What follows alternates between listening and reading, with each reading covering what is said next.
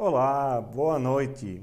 Estamos aqui nessa quarta-feira com esse friozinho agradável, gostoso aqui em Jundiaí e vamos ter um bate-papo descontraído para aquecer a nossa noite, um bate-papo com Laiana Brito, da Divó Gastronomia, uma culinária baiana, uma culinária totalmente voltada para o paladar baiano, que Jundiaí simplesmente acolheu, abraçou e é um sucesso aqui em Jundiaí. Seja bem-vinda, Laiana. Obrigada. Prazer estar aqui com vocês. Muito bem.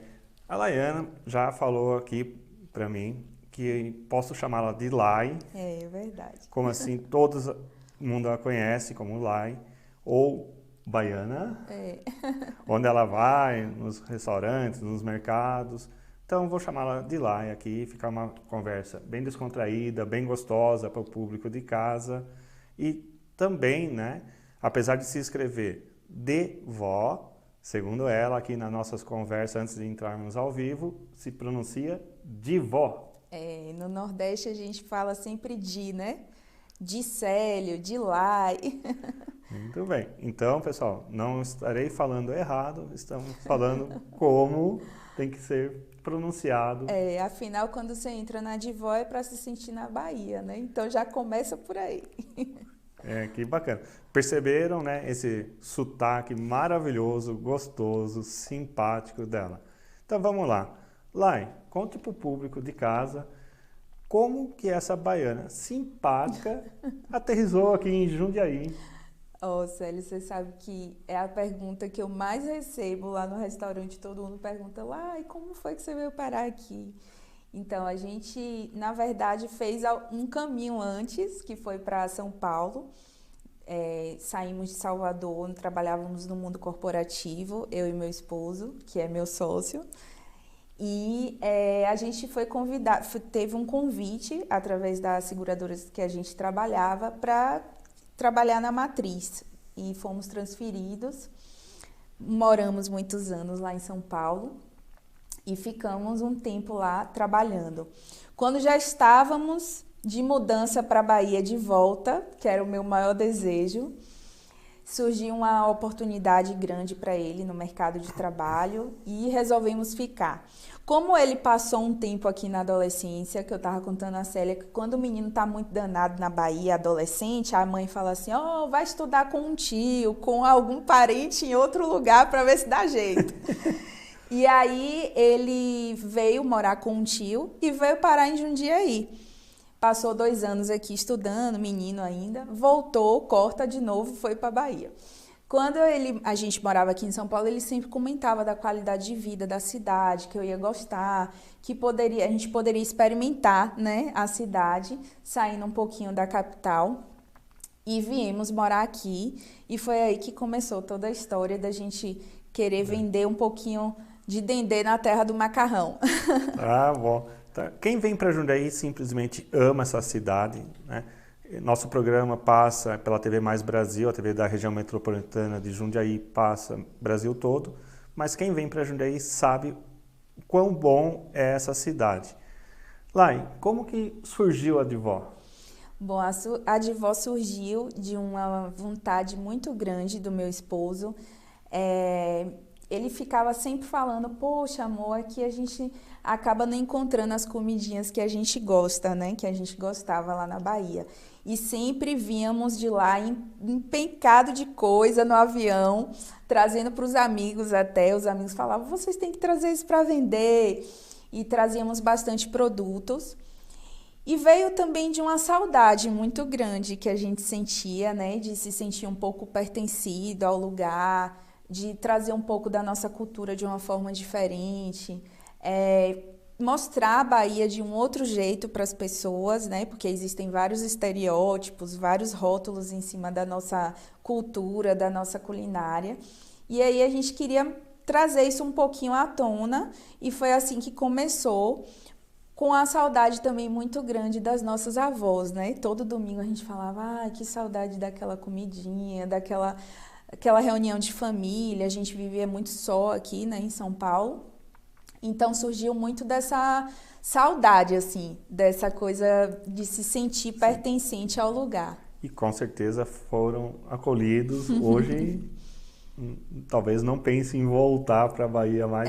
Tem um desejo, assim, no fundo, aquela saudade do mar, aquela saudade... Agora mesmo, né, eu tô uma legítima baiana, toda encasacada, morrendo de frio... Mas a gente gosta bastante. O pessoal a de gente casa foi... tá estranhando, né? Um sem blusa, outro em casa. Aqui é o paulista e a baiana. Mas a gente se adaptou muito bem. Fomos muito bem recebidos na cidade, né? Não conhecíamos ninguém. Totalmente, assim, não tinha uma pessoa que a gente falava, não, conheço tal pessoa. Não, a gente não conhecia. E viemos desbravar essa cidade, assim, mas...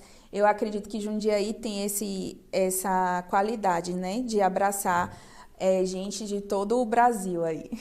Tá vendo, pessoal? Vocês de casa, que estão nos assistindo, que não é aqui da região, não é da cidade de Jundiaí, venha para Jundiaí. Vocês serão acolhidos como a Lai foi acolhida. Lai, conta para o povo um pouco de casa, né? Que eles devem estar falando, a Divó é uma casa de produtos do norte. O que é a Divó realmente? É um empório e um restaurante baiano. Conta um pouco dessa história. Sim. Começou como um café, né? Café empório, inicialmente nosso maior desejo era trazer os produtos de lá. E como eu nunca fui de cozinhar, não era da cozinha, vamos revender os produtos. Começamos pequenininhos lá na Rua do Retiro, muitos clientes lembram e se recordam desse momento. E a gente, como forma de chamar o cliente para a loja, a gente começou a servir o cafezinho coado ali na hora, né? O cafezinho de vó. E servir os bolinhos que eram receitas das nossas avós também. Esse foi o primeiro, foram as primeiras coisas que a gente teve. E daí o pessoal gostava muito da loja, a loja sempre foi muito assim, a gente sempre caprichou muito na decoração, na história, sempre mostramos o propósito da empresa e eu acho que isso foi um grande diferencial e as pessoas queriam ficar dentro do estabelecimento, não somente pegar os produtos e levar para casa. Começaram a me cobrar. Lá, e tem que botar mais uma mesa, lá, e tem que fazer um salgado. Então, a gente começou a entender que as pessoas estavam carentes de serviço, de afeto, de amor, de acolhimento, de carinho, que é tudo isso que a gente tenta proporcionar. E assim começou o café. E aí, a gente foi indo, foi crescendo, vimos que precisávamos ir para um ponto maior, como uma forma mesmo de oportunidade. E aí que foi se desenhando a parte do restaurante, foi acontecendo os outros pratos. Muito bem. Então, grande parte desse empurrãozinho, desse incentivo, veio dos seus amigos que iam experimentar os produtos que você trazia, né? E, vende. Começaram a vender. Depois, você não quer fazer para a gente comer aqui mesmo? Sim. Foi mais ou menos isso. Então, você deve esse empurrão aos amigos. Também. E assim, Augusto, que é meu esposo, ele sempre fazia muita muqueca em casa para receber os amigos, né? E quando eu acho que ele nem tinha muita consciência do quanto que ele era bom na cozinha. Isso veio muito genuinamente após o falecimento da avó dele, que cozinhava divinamente bem, assim, quase todas as receitas da Divó foram inspiradas nessas avós e principalmente na avó Letícia, que é a avó materna dele. E veio muito isso forte nele, de cozinhar, de receber os amigos e de trazer um pouquinho dessa culinária. Então, veio muito forte essa questão aí pra gente. Tradição, a pessoa que acompanha um avô, uma avó cozinhando, realmente acaba gostando, né? E essa memória que a gente traz dos pratos, daquele bolo de vó, daquela café da tarde em família, isso é fundamental. Então, pessoal, vocês que estão em casa nos assistindo, percebam isso em vocês, percebam essas dicas que nós vamos pegando assim aos poucos. Eu gosto de cozinhar salgados, eu gosto de cozinhar bolos. Veja aquilo que você faz com amor, com carinho. Porque cozinhar é transmitir amor no alimento que o próximo irá ingerir. Sim. Isso faz toda a diferença, né, Lai? É verdade. E principalmente eu digo, Célio, que a comida, além de ser um ato de amor, eu acho que tem que ter um respeito muito grande pelo alimento, né? A gente tem que respeitar o tempo dele, né, de colheita, por isso a gente tem pratos sazonais. Tem que respeitar a ancestralidade, a cultura. Ele vem carregado de muitos significados, o alimento, né? E pra gente mais ainda, porque a gente trabalha com a culinária que vem de muitas culturas, né? Porque a Bahia é um celeiro de muitas culturas, né? A gente tem ali a cultura portuguesa e a cultura da ancestralidade africana, assim, muito forte, muito presente. E tem uma riqueza também de tipos, porque como a Bahia é uma região, um estado muito grande, é um estado também muito rico na diversidade. Então, cada região ali da Bahia tem sua culinária típica, né? Tem a culinária do recôncavo, tem a culinária mais do litoral, focada nos mariscos. Tem a culinária do sertão, né? Que é muito do sertão nordestino como um todo, que vem os elementos de cuscuz, né? Tem a ancestralidade indígena presente, muito pautado na mandioca, que a gente estava aqui brincando, né? Eu já tô apaulistada. Pessoal, nós estávamos brincando aqui um pouquinho, né? Mandioca, aipim ou macaxeira? Na Bahia é aipim, né? A gente vai adaptando os nomes.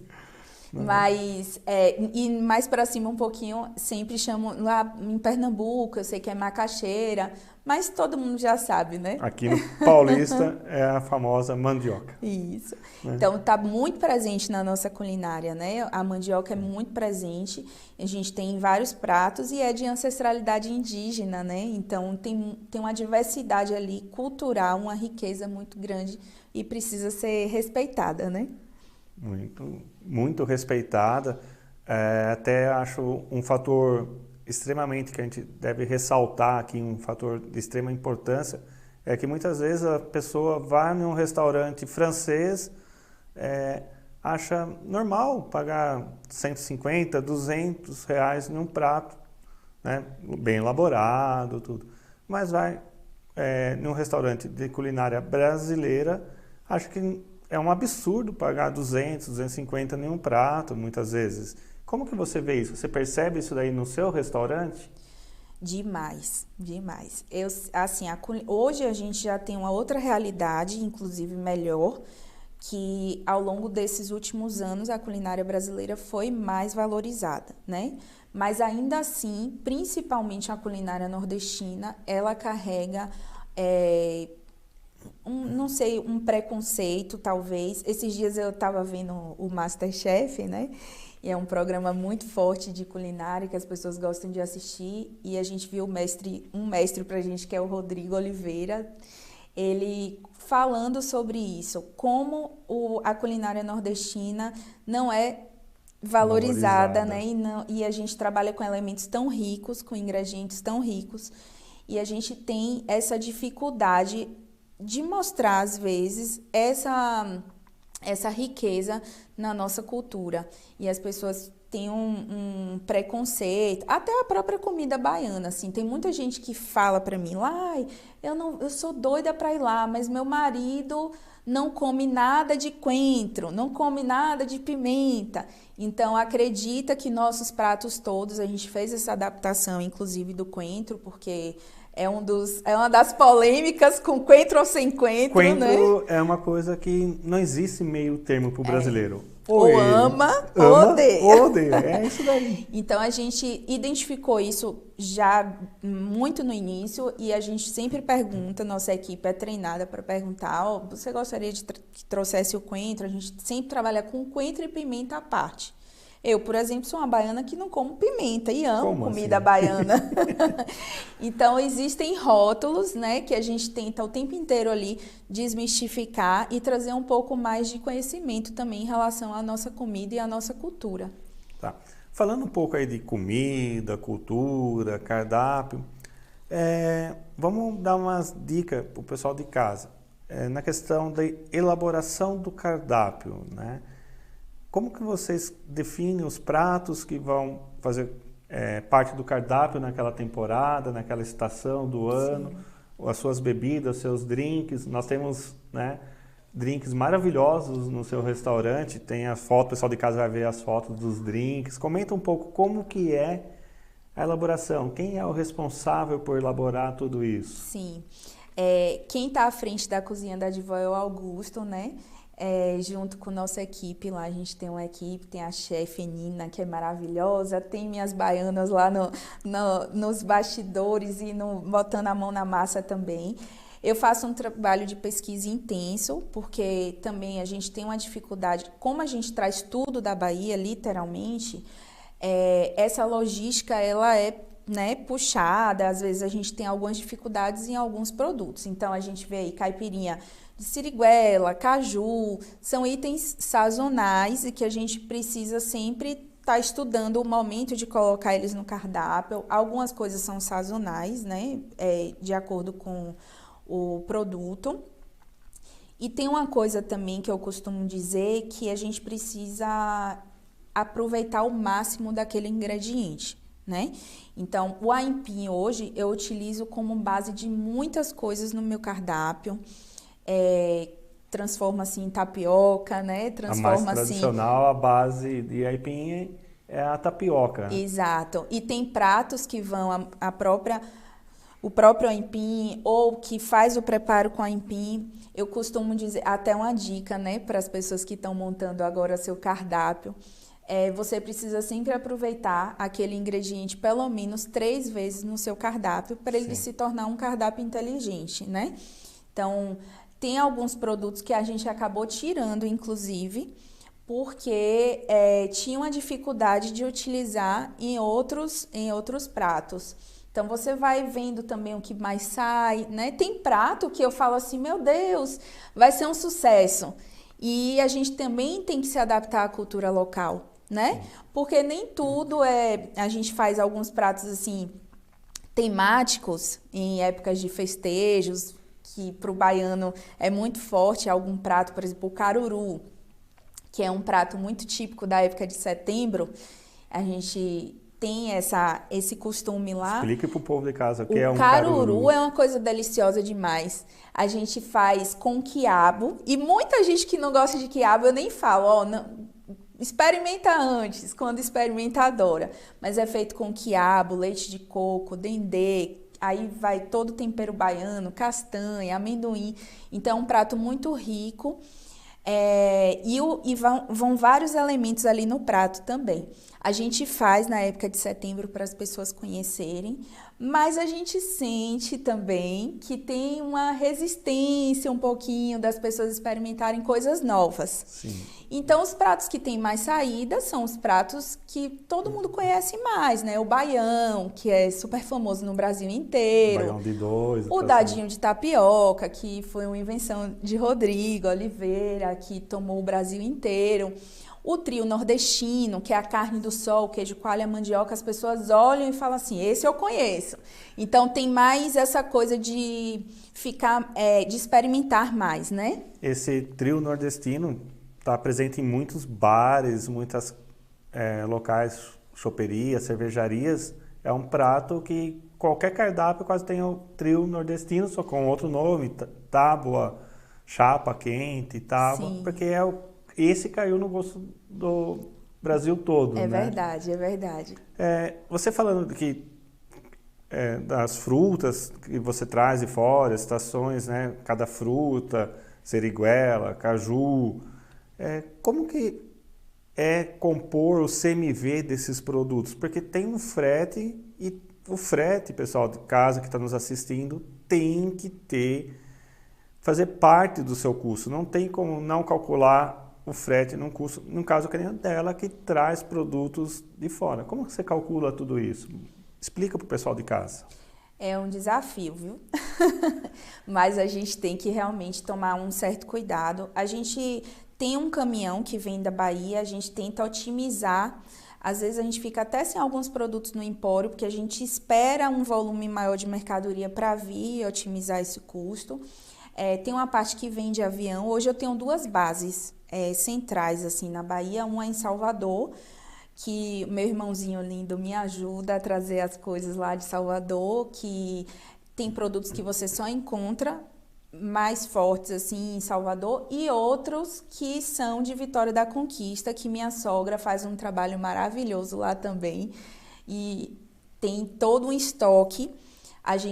Ela coleta de vários pequenos fornecedores, várias pessoas que já trabalham com a gente desde o início. A gente prioriza fornecedores, né, pequenos e gente que faz tudo à mão, que trabalha com orgânico, que a gente sabe toda a origem do alimento que a gente traz. Uma coisa interessante é que a gente foi também durante o tempo se especializando, né? E aprendendo com os erros. Então, a gente já sabe a forma de trazer, o cuidado de trazer para não ter perdas, né?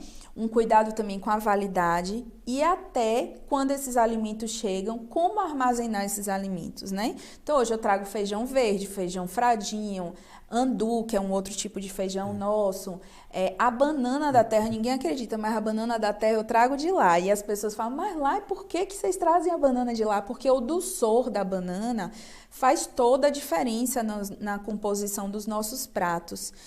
Que a banana da terra ela fica gostosa em solos quentes. E a gente nunca consegue achar a mesma banana aqui. Aí eu falei, gente, a gente tem que achar uma solução. Então, fizemos vários testes. Essa banana chega, a gente faz todo o pré-preparo dela com manteiga de garrafa e depois faz o congelamento para ela durar um tempo. Então, a gente vai criando técnicas e aprimorando para poder também não ter esse problema com CMV, né? É sempre um desafio, eu tenho um custo alto de logística. Mas foi uma decisão que a gente tomou, Célio, muito importante no nosso negócio. E tem baianos que chegam aqui, nordestinos, e falam, esse é o sabor. Porque muita coisa que foi montada em São Paulo, com essa dificuldade da logística, muita gente acabou se perdendo nos produtos, acaba comprando aqui pela facilidade. E o sabor é diferente. Então, esse eu acho que é o grande diferencial, um dos grandes diferenciais da Divó, que é trazer esses produtos de lá e manter essa qualidade e esse sabor genuíno da nossa comida. Tá vendo que coisa maravilhosa, pessoal? Quando vocês estão dispostos a abrir um restaurante com culinária brasileira, local de uma região do país, não importa a região, seja fiel a essa culinária, procure o máximo possível ter produtos lá daquela região mesmo. Não fazer adaptações, no caso da banana, não tem uma banana da terra, vamos pôr uma outra banana. Não, sejam fiel. Isso faz toda a diferença para o público e isso aposto para você, vou fazer a pergunta para ela agora, mas você deve receber clientes de toda a região aqui do estado de São Paulo, da proximidade, não só de Jundiaí, por essa qualidade de produto que você tem, não é? Sim. Hoje a gente abre no final de semana, né, aos sábados e domingos, e o nosso grande público, assim, além dos jundiaenses, é o público nordestino que mora também na região. Então, a gente recebe gente de Alphaville, outros, Valinhos, Vinhedo, a região ali tem muita gente que vem de São Paulo, né? Isso é muito legal, a gente se sente... Poxa, a gente fala assim, a pessoa pegou a estrada, não sei quantos quilômetros para visitar a gente. Eu sempre costumo dizer que justamente por conta dessa qualidade que a gente preza lá. Qualidade é essencial hoje em dia. Não tem como falar em alimentação, ter um restaurante, um bar, uma pizzaria, uma hamburgueria e não querer atrelar qualidade. Isso faz toda a diferença, faz tudo... o conceito da sua casa, do seu restaurante mudar. Falar em conceito, pessoal vem pela comida, pelo sabor, pelo sorriso, a simpatia da Lá e do Augusto, mas também você tem espaços lá totalmente para fotos, o pessoal coloca essas fotos nas redes sociais depois. Você acha isso importante quando você monta um restaurante, uma lanchonete, ter esses espaços para o pessoal tirar foto e poder conseguir a mídia gratuita. Hoje em dia é tão caro fazer uma publicidade. Exato. E dessa maneira você consegue ter uma mídia gratuita. Você acha isso importante? Dê a dica para o pessoal de casa. Sim, eu acho importante desde que seja a essência, né, do lugar. Porque criar coisas muito fakes, vamos dizer assim, muito montadas, acaba não sendo natural, né? Uma coisa muito interessante que aconteceu com a gente, primeira imagem assim que circulou muito na internet, no Instagram, foi o cafezinho coado na hora, do jeito que a gente fazia. E isso foi tão natural, foi tão genuíno, que acabou viralizando, assim. Foi uma das primeiras imagens da Divó. Esse cafezinho aí que está sendo mostrado. O pessoal está vendo em casa agora o cafezinho. Então, a gente tomou um cuidado com a xícara, fizemos uma xícara especial, de uma forma que a pessoa pegasse e sentisse o conforto na xícara, não se queimasse. O próprio café, a gente traz o café da Bahia, da Chapada Diamantina, com um sabor diferenciado. Então, assim, tudo isso, todos esses elementos fazem com que as pessoas tenham a identidade, né, específica do que tem a ver com nossa essência, e as pessoas querem propagar, querem mostrar, querem chamar os amigos, chamar a família. Eu recebo muito esse feedback de gente que fala assim, eu tô doida para trazer minha mãe aqui, tô doida para trazer minha avó. Isso é muito legal. E o espaço instagramável, ele tem que fazer parte, sim, mas com um certo propósito, né? Então, a gente tem uma parede lá que a gente batizou agora de Beco do Gil, que era uma homenagem que a gente queria fazer para um grande ídolo, né? Que é o nosso Gilberto Gil, mestre aí. E a gente não trouxe qualquer artista, a gente trouxe um artista que fazia parte da nossa história, que faz parte da história da Divó, que faz parte da história da nossa cultura.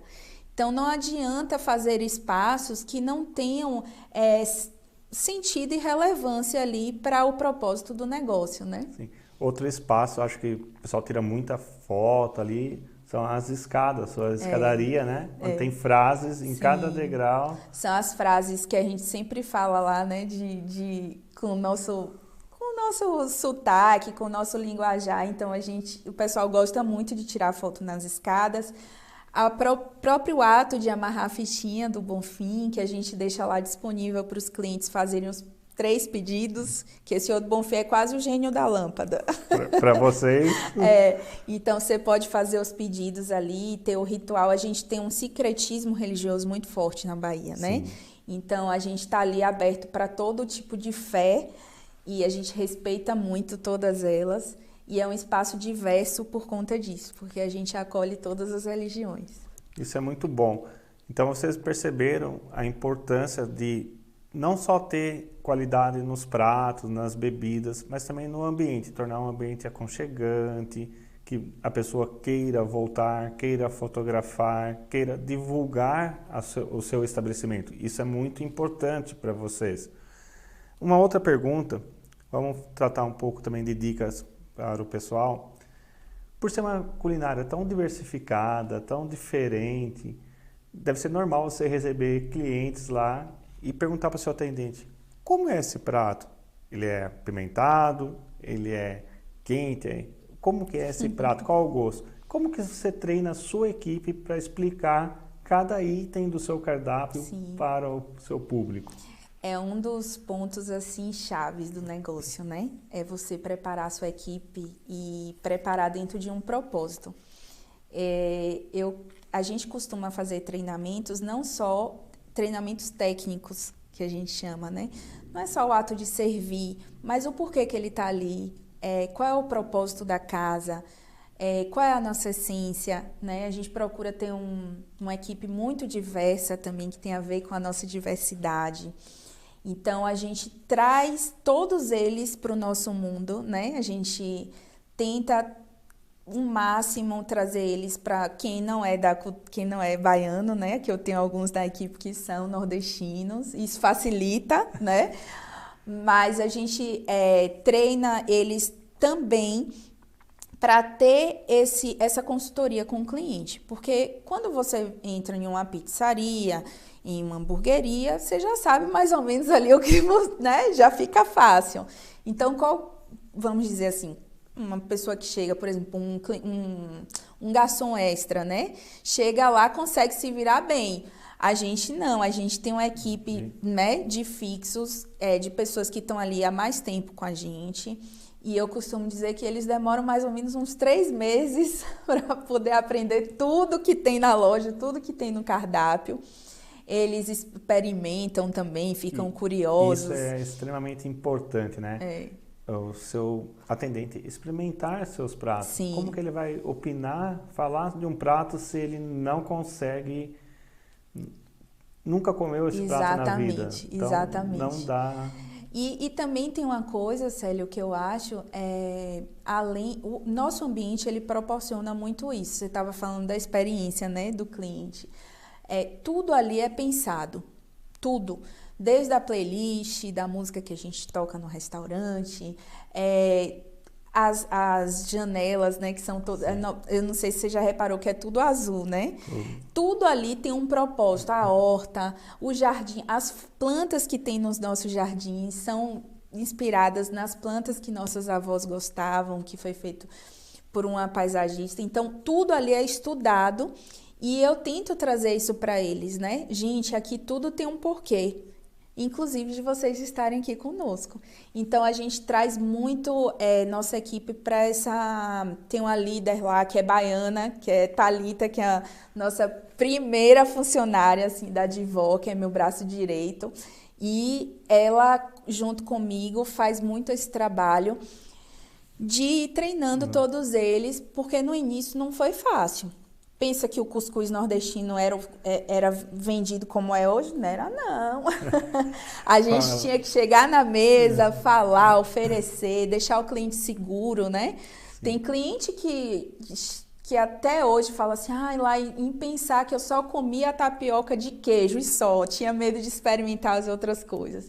Então vai sentindo segurança, vai vendo que a gente faz tudo com muito capricho, vai dando degustação, a gente trabalha muito, no início a gente trabalhava muito forte com a degustação dos produtos do Empório, e vai tirando essas resistências, quebrando essa barreira, porque a gente está mostrando uma cultura nova, né, dentro de um outro ambiente, de uma nova cultura. Muito bom essa dica que você passou para o pessoal, porque é essencial que cada atendente se sinta pertencendo ao restaurante que ele trabalha, que ele conheça tudo daquele restaurante. Sim. Por que você, lá e Augusto, criaram esse restaurante, né? É um sonho de vida, é um sonho... Quando o atendente tem tudo isso, gente, torna tudo mais fácil e a experiência com o consumidor, o cliente final, vai daquela casa... Sim. Vai ser outra, ele vai levar uma experiência totalmente nova. E sem eles nada acontece, né, Célio? Eu costumo dizer que as pessoas investem muito em propaganda, gastam rios de dinheiro ali para trazer um cliente e quando esse cliente chega, que é o mais difícil acontece, que as pessoas não estão preparadas para receber aquele cliente. Então não adiantou nada você ter gastado o dinheiro todo no marketing e não ter preparado sua equipe, que é a parte mais importante, é quando o cliente vai ter a experiência no seu local, onde ele vai decidir se ele vai virar cliente, se ele vai voltar, se ele vai retornar, ser um cliente assíduo, né? E eu acho que é um dos principais pilares, assim, é treinamento, né? Valorização da equipe, eu gosto muito de dizer, a gente tem um grupo chamado Família Divó. É uma empresa que veio de um ambiente, uma empresa mais familiar, né? Então, a gente tenta trazer eles para a nossa família mesmo. Que bacana. Isso é importante. E, falando aí de conhecer os cardápios, conhecer os pratos do cardápio, muitas pessoas devem pegar um cardápio, olhar, ver um cuscuz, achando que vai comer um cuscuz, né, paulista. Aquele cuscuz de farinha de mandioca amarela, com ovo, com ervilha, sim, com a sardinha, muitas vezes. Conta um pouco que o cuscuz baiano é um prato tradicional, existe até a panela, né, cuscuzeira, para fazer esse Conta um pouco para o público como que é esse cuscuz, a diferença. Sim, a gente vende até o kit cuscuz hoje em dia, para a pessoa fazer em casa. Então, o cuscuz nordestino, ele é feito no vapor, né? Com flocão de milho. E cada nordestino tem uma receitinha, tem um segredinho de família. O nosso lá a gente faz recheado também, com carne seca, queijo coalho, vem sempre uma manteiguinha acompanhada. Tem a versão com coco, que é muito gostosa também. Mas o importante, Célio, de falar disso é que, e até uma dica para o pessoal que está montando um restaurante, que para seguir, ter certeza dessa essência e desse propósito, é tão importante ter isso como bússola, porque facilmente você, às vezes, se perde ou derrapa no meio do caminho pela ansiedade de dar certo, pela ansiedade de agradar todo mundo, né? Quantas pessoas chegaram na Divó antes e falavam assim, mas não tem cuscuz paulista? Mas não tem o café expresso? Não tem pão? Né? Não tem a coxinha famosa aqui em Jundiaí. Então, se fosse para eu criar todas essas coisas, eu teria feito uma padaria e não a Divó, né? Então, assim, você tem que ter muita certeza do propósito que você tem e persistir naquilo. Porque você não pode querer agradar todo mundo 100%, né? É impossível. É impossível. Então, ter esse elemento, ter essa persistência, né, no que você acredita, que uma hora você vai conseguir o reconhecimento, né? Hoje o cuscuz nordestino é um dos pratos mais vendidos na casa. Que maravilha. E é uma delícia, né? E caiu na graça dos nutricionistas, todo mundo diz, né? Teve aquela moda da tapioca antigamente, agora a moda é cuscuz. A mídia ajudou bastante também nisso. A tapioca que nós paulistas comemos aqui não é uma tapioca igual que vocês comem, né? Uma tapioca já recheada, é muito normal lá, né? Só ela com a manteiga de garrafa.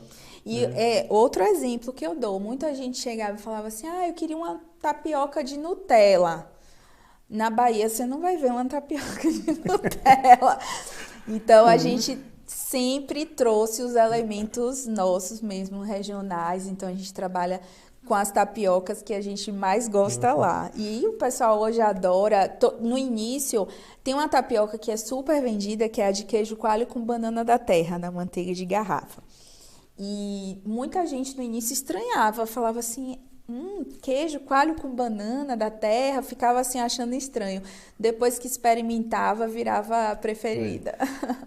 Então, pessoal, vocês estão vendo que não é o seu cliente que vai pedir, lógico, ele vai pedir uma coxinha, ele vai pedir uma tapioca de Nutella ou um pastel, muitas vezes lá no estabelecimento, mas você tem que ser fiel ao seu propósito, ao seu restaurante. Se você tentar colocar tudo que todos os clientes derem de ideias, você vai ter um cardápio extenso, uma gestão completamente difícil de compra, de armazenagem, de estoque e com certeza o seu lucro vai diminuir muito. Então sigam aí a dica da Lai de manter firme no propósito, fazer certinho como a tradição, como é que você quis fazer sempre, porque como ela disse aqui, é importante você ter o mesmo produto em 3 ou mais pratos, né? Exato. Então, isso é muito importante. Lai, vamos falar um pouquinho mais, já que estamos falando aí de dicas para o pessoal, tudo. Deve estar com uma curiosidade incrível aí.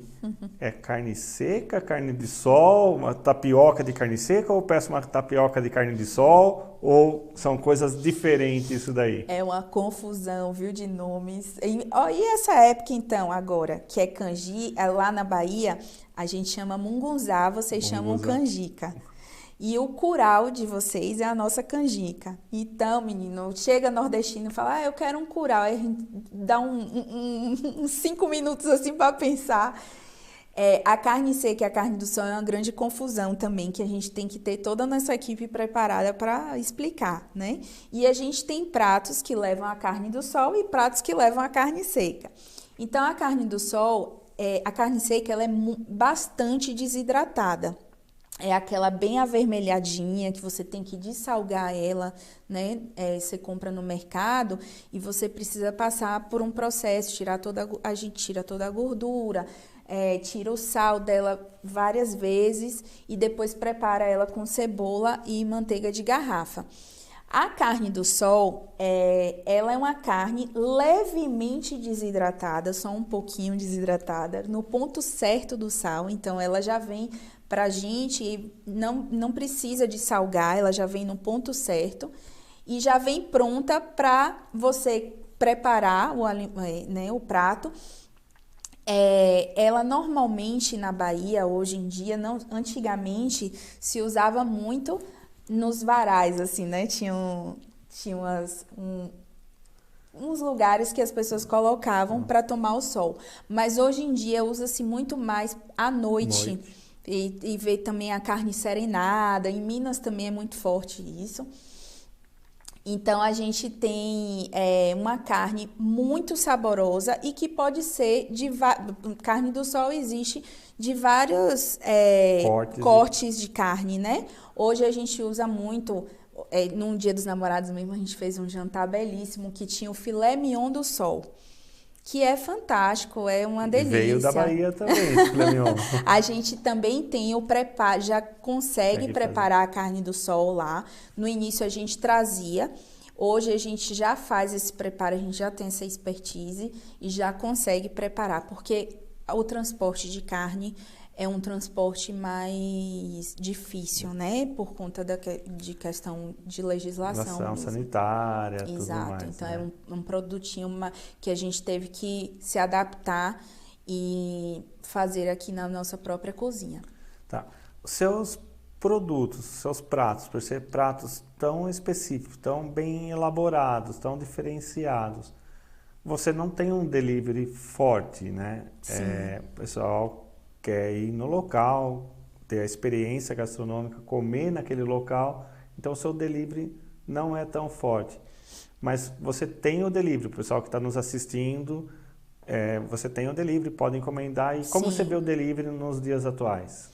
É uma realidade, eu confesso que foi bastante difícil pra gente o delivery, foi um desafio muito grande, eu ficava assim em pânico, meu Deus, como é que essa comida vai chegar? Porque a nossa comida, além de ser uma comida de experiência, é uma comida que tem que comer quente. Então, a moqueca vir borbulhando em um prato de barro e chegar na sua casa em uma embalagem é dureza, né? Não é a mesma experiência. A própria tapioca, se passar um tempinho, ela já não fica tão boa. O cuscuz tem que ser, né, sair do fogo e já ir para mesa quentinho. O próprio acarajé, o acarajé frito na hora é a melhor coisa que existe, né? Então foi um desafio muito grande, mas a gente teve que se adaptar. A gente não tinha delivery, começou a ter depois da pandemia, então a gente correu ali para se adequar. É uma realidade hoje, eu até costumo brincar com os meus clientes que eu tenho mais intimidade. Gente, me fala como é que tá chegando, como é que chegou. Eu ainda fico um pouco aflita e eu sempre prefiro que o cliente vá comer lá com a gente, né? Até porque nossa experiência é esse calor humano, nossa comida é muito isso, né? A alegria de servir, são as cores do prato, é como esse prato vai vir.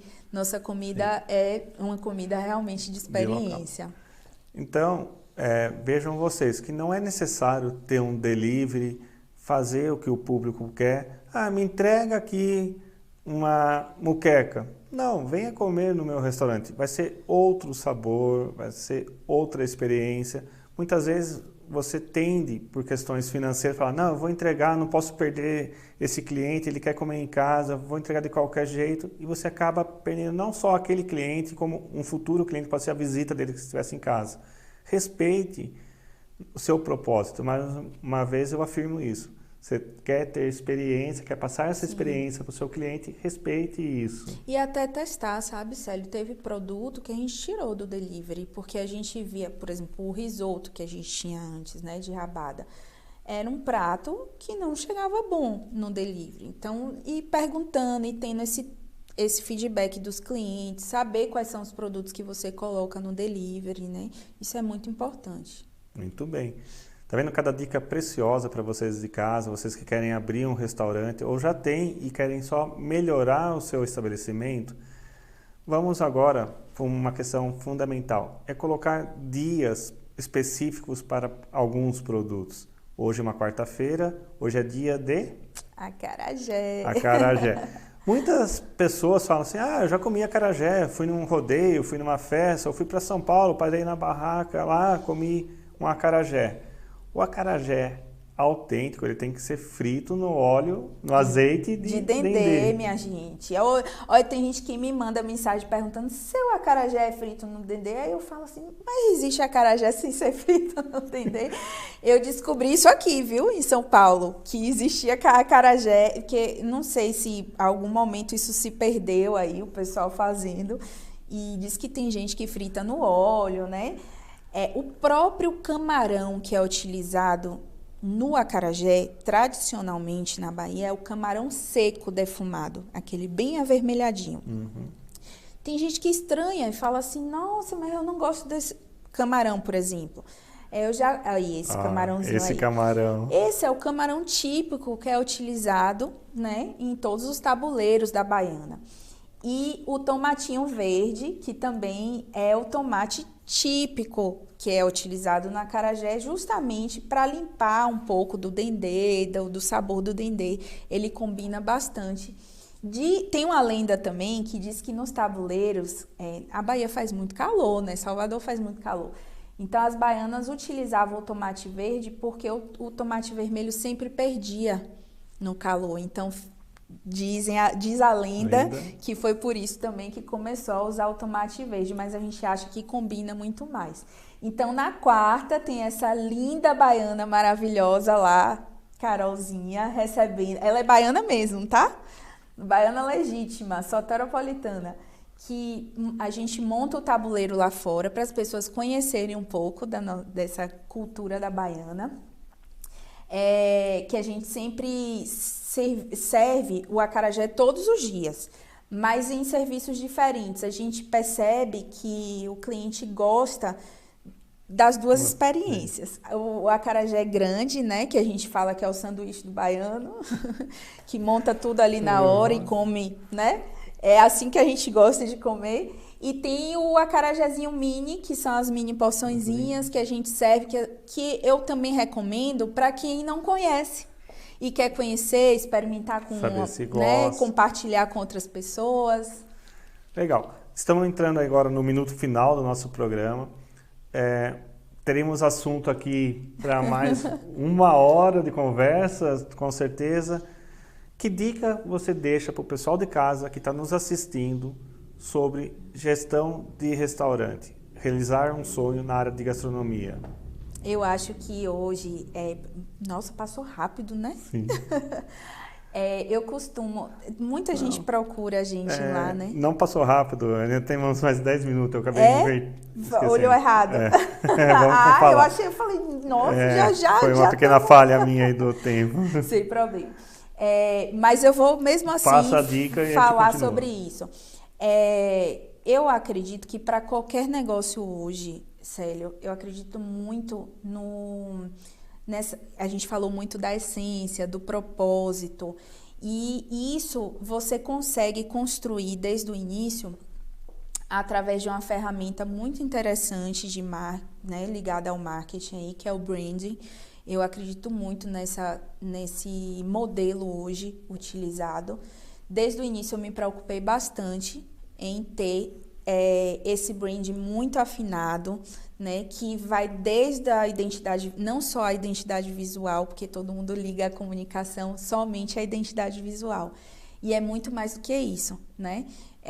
Então, em como você concebe tem a questão do cardápio, todos os pontos de contato com o seu cliente, né? Como você comunica isso, qual o seu tom de voz, como você vai lidar com aquilo, o treinamento da sua equipe, como é que você vai treinar a sua equipe, como a sua equipe vai falar com os clientes, né? É um espaço mais formal, é um espaço mais descontraído. Então, lá na Divol, por exemplo, você está entrando na Bahia. Eu falo sempre com eles, gente, Bahia é alegria, vocês têm que receber o cliente entusiasmado, com felicidade, não tem aquela coisa do formal, de botar a mão para trás, do garçom todo ali vestido na gravata borboleta, não tem isso.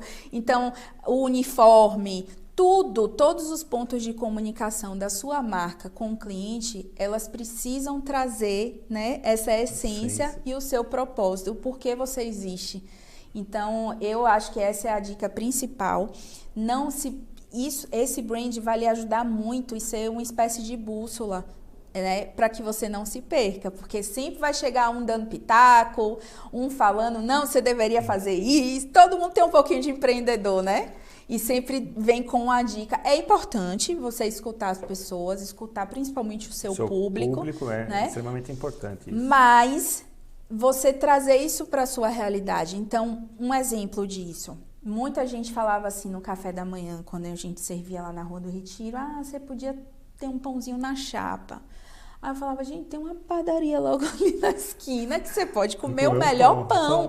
Nossa, o pão de vocês é o melhor pão que tem, né? Então, de tanto falar, eu falei, meu Deus, será que eu tenho que colocar isso mesmo? E aí a gente traz isso para nossa realidade e fala, eu poderia botar um pão, mas eu vou botar um pão de macaxeira. E aí traz para a sua essência, traz para a sua realidade. E eu acho que esse é o exercício diário que você tem que fazer para você persistir no seu propósito. Então, como empreendedora, que hoje você é uma empreendedora, saiu do mundo corporativo, sim, né? Manter a essência, porque acho que o brasileiro é o povo mais empreendedor que tem. Se a gente fizer uma pesquisa, todo mundo quer abrir algo, ter o seu próprio negócio, ter um comércio, prestar um serviço, mas manter a qualidade, a essência é fundamental. E qual foi a grande dificuldade que você teve quando você saiu do mundo corporativo para ir para o mundo empresarial de empreendedorismo? Caramba, pergunta profunda. Eu falo com meus colaboradores hoje, eu falo, de vez em quando eu tenho uma saudadezinha de ser CLT. Assim, né, os desafios de empreender nesse país não é brincadeira, né? A gente, como um pequeno negócio, a gente passou aí também por uma pandemia que foi bem desafiador. No setor da gastronomia foi muito afetado demais. E tem uma coisa também que eu percebo, que a gente às vezes vai empreender, tem a vontade de empreender, e eu costumo dizer assim, por mais que você estude, que você se prepare, só na prática para você saber o que é, né? E você comete às vezes erros, mas dá tempo depois, se você tiver muita persistência, de se recuperar. Uma coisa que eu também acho que é uma dica importante é que quando a gente começa, a gente é sozinho para tudo. Você não tem uma equipe grande. Hoje, por exemplo, eu tô aqui com você, minha equipe tá a todo vapor lá funcionando. Que tá aberto, né? Tá funcionando. E super bem, eles todos tocam muito bem. Tem manhã também que me dá muito apoio, tem meu segundo pai, que é meu padrasto, tem toda uma família envolvida e que cuida com muito amor disso. Mas no início, você tem ali uma dificuldade você não é bom em tudo, né? Então você tem que fazer o marketing, você tem que fazer a contabilidade, você tem que cuidar do financeiro, você tem que vender, você tem que fazer de tudo, ser RH, ser gestor, quando você começa a contratar. Então você percebe que um momento ali crucial é quando você começa a sair um pouco desse operacional e ver seu negócio um pouco mais de forma estratégica. Esse eu acho que é o grande X da questão, porque quando você está ali envolvido muito no operacional, e esse início foi importante para a gente, né? Eu priorizava muito a parte comercial, eu queria fazer o nome, eu queria que as pessoas conhecessem, então eu cuidava de tudo, menos do financeiro e do operacional. Eu falei, depois eu cuido disso. Não pode se descuidar do financeiro. Não pode, mas assim, tem uma hora que você tem que escolher as batalhas, você não consegue fazer tudo ao mesmo tempo e bem. Então, quando você começa a ter um caixa, quando você começa a dar certo, aí você vai contratando profissionais Sim.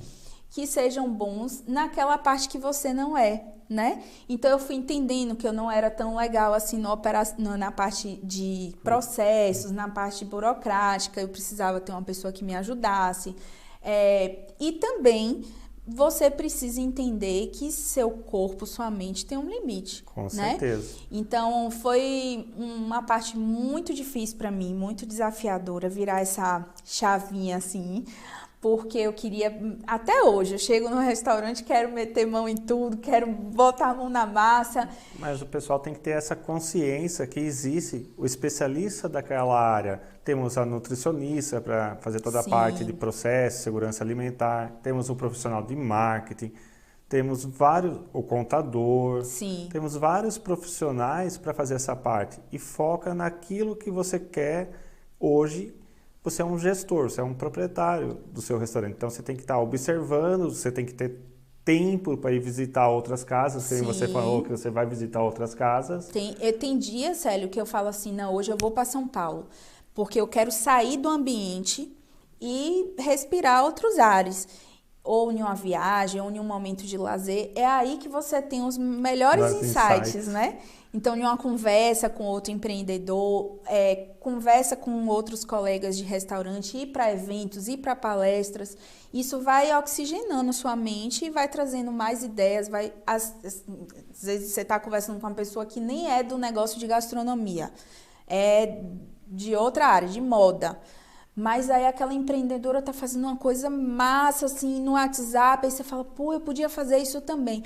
Então, você trocar experiências, socializar com outras pessoas, é importantíssimo, essa conexão com outros empreendedores. É sempre um aprendizado. O nosso network hoje é o que mais vale em qualquer área da nossa vida. É network, é trocar experiência com pessoas. Porque mesmo que a pessoa não seja da área gastronômica, com certeza ela frequenta bons restaurantes, viaja, faz outras coisas e ela vai te passar dicas, vai te passar informações preciosas. Sim, né? É verdade. Adivó, hoje você como empreendedora, empresária, você pensa em expandir? Caramba, todo dia, eu digo que é uma montanha-russa, viu? Uma hora eu quero abrir 10. Eu chego para meu marido e falo assim, Mo, vamos dominar o mundo. Quero ter várias de voz. Mas depois aí tem uma hora que a gente quer fechar até a que a gente tem. Então tem que ter esse equilíbrio, mas a gente pensa muito na expansão. Muita gente aborda, principalmente com essa clientela que a gente tem de São Paulo, muita gente chega e fala, vocês têm que abrir em São Paulo, vocês têm que abrir em Alphaville, vocês têm que abrir em Campinas. Todo cliente que chega comenta. A gente, desde o início, tinha no plano de negócio, né? A gente ou franquear ou ter outras unidades. É um desejo, né? E isso demorou um pouco mais, eu acredito que por conta da fase da pandemia, que a gente passou por um processo muito 2 anos difícil. Parado. A gente só tinha 1 ano e meio, 2 anos de casa. A gente estava muito jovem e ainda em um processo de expansão, que foi bem no momento ali de transição, foi o momento da pandemia. Bacana. Então, pessoal, vocês que estão nos assistindo aí hoje, perceberam que fazer um plano de negócio, ter definido tudo o que você quer, aonde você quer chegar, num prazo de tempo e todos os valores para esse investimento é extremamente necessário para o sucesso de um negócio. Agora sim, nosso tempo acabou. Foi um prazer conversar com você, Lai. Muito gostoso. Foi meu. Tenho certeza que você passou dicas maravilhosas para esse pessoal de casa que está nos assistindo. E já fica aqui aberto o convite, venha uma outra vez conversar com a gente. Tá, pode deixar. Tá e bom? Fica também o recado aqui para vocês, empreendedores, de restaurante ou não. Podem entrar em contato lá conosco, a gente está à disposição. Se quiserem conhecer um pouquinho da operação, se quiserem compartilhar, estamos lá. É só entrar lá no Instagram, sou eu mesma que estou à frente lá do Instagram. Que bacana. Então, gente, com isso daí terminamos o nosso programa de hoje. Na próxima quarta-feira estaremos falando de hamburgueria com Alan e Diego. Vamos tratar do assunto hamburgueria e Até mais, até quarta-feira, no programa Restaurante Lucrativo, aqui na TV Mais Brasil, a TV da região metropolitana de Jundiaí. Tchau, tchau. Espero vocês lá. Já reparou como hoje em dia a gente compartilha quase tudo? Então, que tal neste inverno também compartilhar calor? Campanha de Inverno de Jundiaí 2023. Doe agasalhos, cobertores e calçados em bom estado e aqueça quem precisa. Confira os pontos de arrecadação e participe. Afinal, calor a gente compartilha. Fundo Social de Solidariedade e Prefeitura de Jundiaí.